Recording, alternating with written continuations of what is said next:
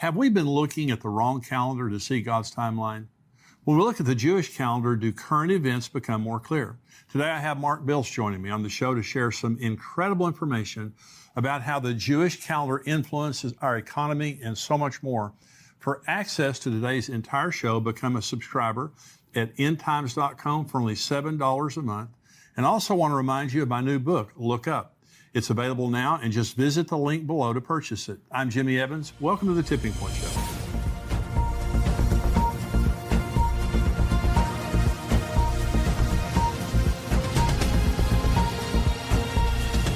Welcome to the Tipping Point Show. I'm Jimmy Evans, and I'm honored today to have joining me again on the show Mark Biltz. He is the founder of El Shaddai Ministries in Washington State.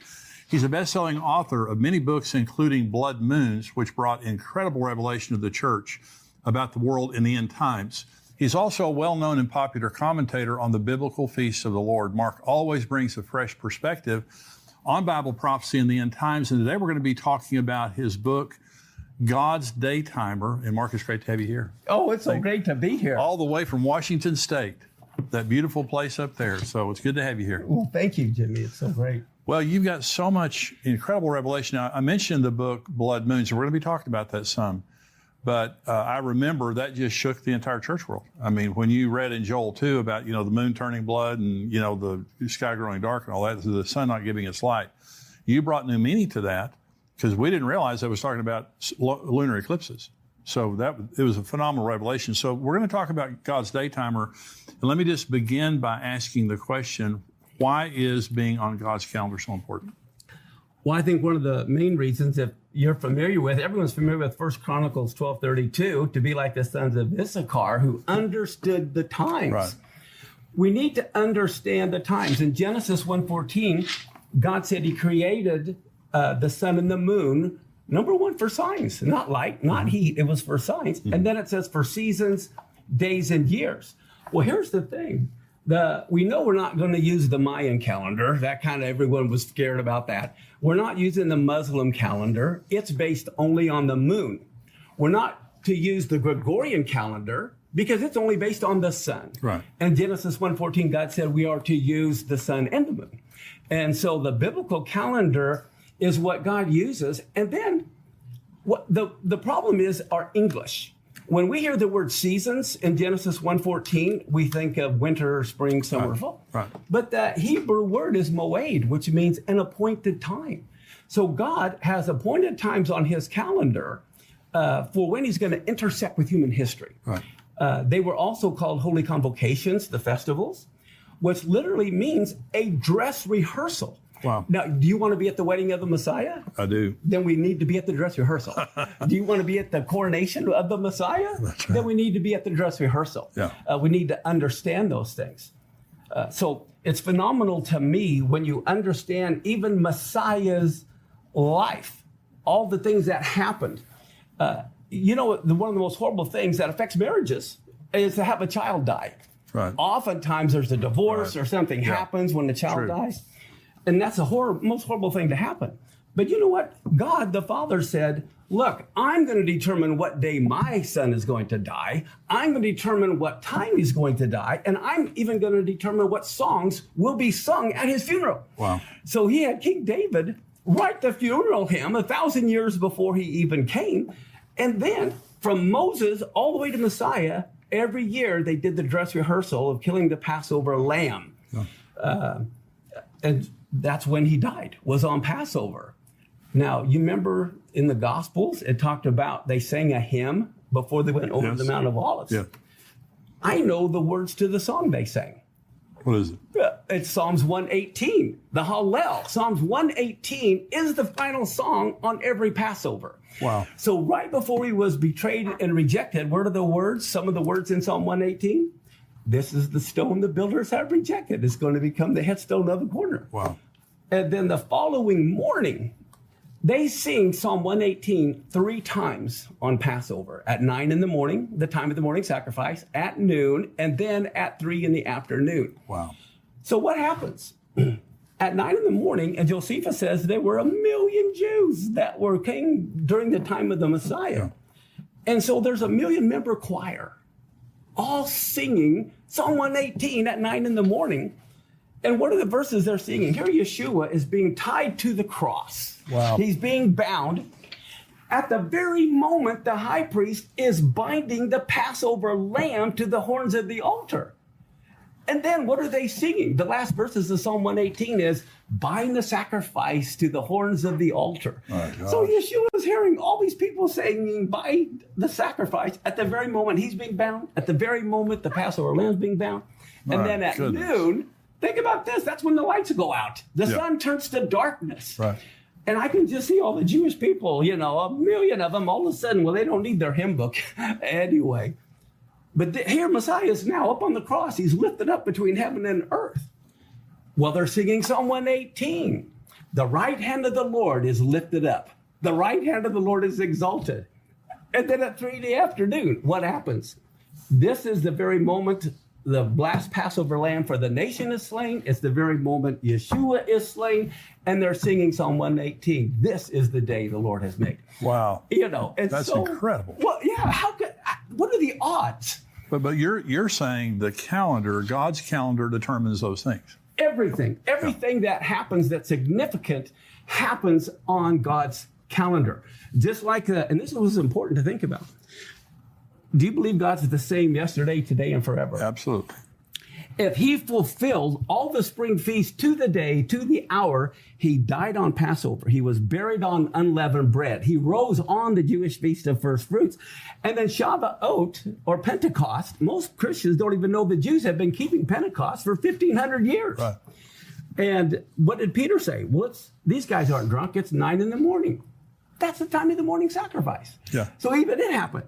Well, if God's the same yesterday, today, and forever, if he fulfilled the spring feast to the day, he'll fulfill the fall feast to the day. Right. And they have to happen in order. He can't rise from the dead until he died. Right. And he's not going to, you know. So the time that we're living in now, we have not seen any of the fall feasts fulfilled yet. They all are fulfilled a little bit partially. Right. What I mean by that is most Gentiles look at things linear. In the Jewish view, it's more like a slinky. You know, think of it as you repeat circular, but it's at another level. So you see it differently. Because I believe in one sense that Yeshua was literally born on the Feast of Tabernacles. He tabernacled among men. And I can prove that in the Bible. You know, and then of course in John 7, was at the Feast of Tabernacles, you know, when he spoke that thing. So there's multiple fulfillments. So we're about to see I don't know if it'll be the final fulfillment, you know. Yeah, but every year it could be when one of the trumpets are blown. Well, so let's talk about the Feast of Trumpets for just a minute. So you believe, I know that I've heard you say before, you believe that the fulfillment of that will be the rapture. I believe there will be multiple fulfillments because also at the very end, the trumpet will be blown. And then at the end of the millennium, the books are opened again. There's another resurrection of the dead. Right. But I believe that the Feast of Trumpets is when the resurrection of the dead will take place. So let's talk about, you're talking about economic cycles that are tied to God's calendar. Definitely. And some people focus on the Shemitah year, but actually what's more important is the first year of the next Shemitah cycle. Right. And you look at all of the stock market crashes over the last 20, 30 years, they all begin at the end of the Shemitah and the beginning of the new cycle. Right. So this would be, now we're living in right now a Shemitah year. Is that correct? The Jubilee year. Jubilee year. Last year was the Shemitah year. And this is Jubilee year. This is the Jubilee year. And what do you think is significant about that? This is huge. When you look at gears, separate gears that are all moving, this last Rosh Hashanah, all the gears lined up. It was the first year of a new Shemitah cycle. Okay, and that is the Feast of Trumpets. Right. Well, then Yom Kippur is when you declare the year of Jubilee. And so Yom Kippur was fulfilled, with the year of Jubilee being proclaimed. Then Tabernacles, every 7 years, you read in Deuteronomy, I believe 29, is the Hakel. Now, the Hakel is when the king of Israel's responsibility was to gather all of his people together to hear the law being read. So here you have a new Shemitah cycle, trumpets being fulfilled in one sense, it's a new 7-year cycle. Right. Yom Kippur being fulfilled, it's the year of Jubilee, the Hakel. And then the events that have been happening, we're supposed to know the time and seasons. Right. Well, the big earthquake that happened in Turkey, that just happened on what is known as the 15th day of Shavuot. And that's huge because that's the year of the trees.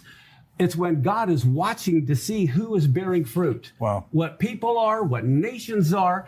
And it was on that day in Turkey, which is the center of Africa and Asia and Europe, where all the tectonic plates are.